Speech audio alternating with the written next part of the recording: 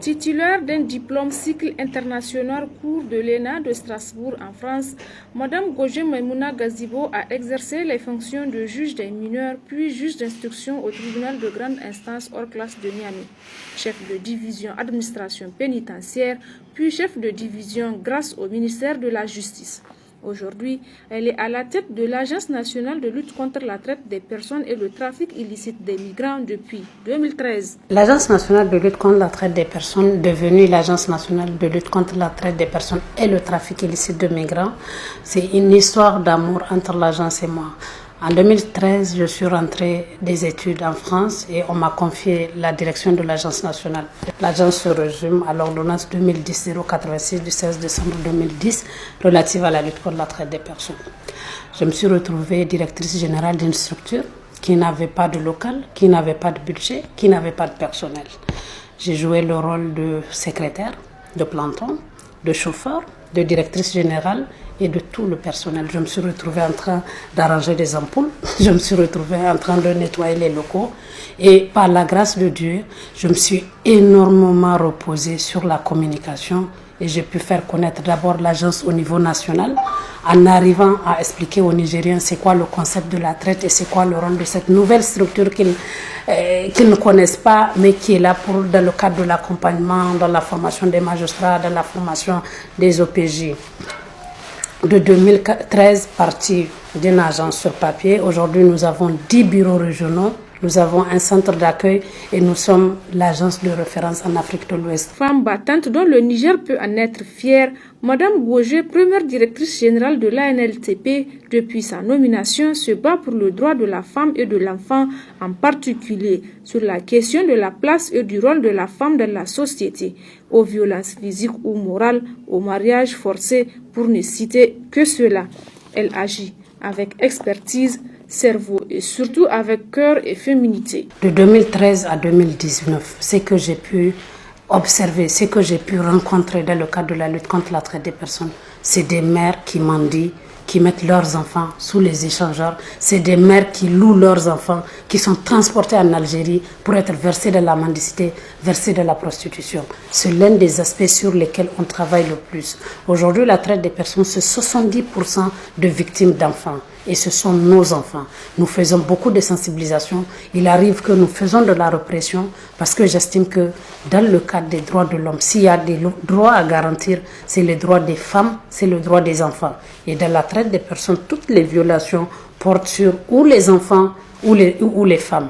Et c'est pour ça que nous intensifions la formation. En 2018, nous avons fait célébrer la journée nationale de mobilisation contre la traite des personnes dans la région de Maradi et nous avons mis l'accent sur l'exploitation économique de la petite fille. Il n'y a aucune raison aujourd'hui pour qu'il y ait rupture d'égalité. Pendant que des petites filles sont choyées, amenées à l'école, d'autres sont versées dans les rues en train de vendre des arachides en lieu et place d'aller à l'école. Nous avons fait énormément de sensibilisation. Donnons à la petite fille l'opportunité d'aller à l'école parce que c'est l'école qui permet à la fille du ministre et la fille du gardien d'avoir une même destinée. Femme moderne africaine, en plus d'être directrice générale, Madame Maimouna Gazibo est aussi femme au foyer. Mariée, mère de 4 enfants, elle n'envisage pas une réussite au détriment de son mariage et de ses enfants. Je n'ai jamais donné plus de poids à mon travail qu'à ma famille. J'équilibre. Je suis partie à l'école, mon époux est allé à l'école. Je travaille, il travaille. Mais jamais dans ma vie, l'agence n'a été au devant de mon foyer, de mon mari, de mes enfants. En 13 ans de mariage, aujourd'hui, je cuisine encore à la maison. En 13 ans de mariage, je n'ai jamais utilisé une domestique pour cuisiner pour mon mari. Tant que je suis au Niger, c'est moi dans les marmites. Je gère ma maison, je gère ma famille, je gère mes enfants. Je pense qu'il faut qu'à un moment, les femmes qui sont allées à l'école comprennent qu'on a des coutumes, on a une culture. On ne peut pas vivre en dehors de notre société. Et dans notre société actuelle, si vous voulez avoir une vie équilibrée avec votre époux, il faut vous ranger selon la culture, selon la coutume. Pour moi, il n'y a pas un équilibre qui soit en dehors de la famille. Le reste, c'est que de l'accessoire. Un jour, j'irai à la retraite, il ne me restera que ma famille. Et c'est pour ça que je n'ai jamais estimé que je suis juge dehors, je suis juge à la maison. Non. Dehors, je me bats à égalité avec les hommes. Quand je rentre chez moi, je suis Madame Gogé, la femme de Ibrahim Gogé, la mère de Tariq. Je ne suis pas juge chez moi, je ne suis pas DG chez moi.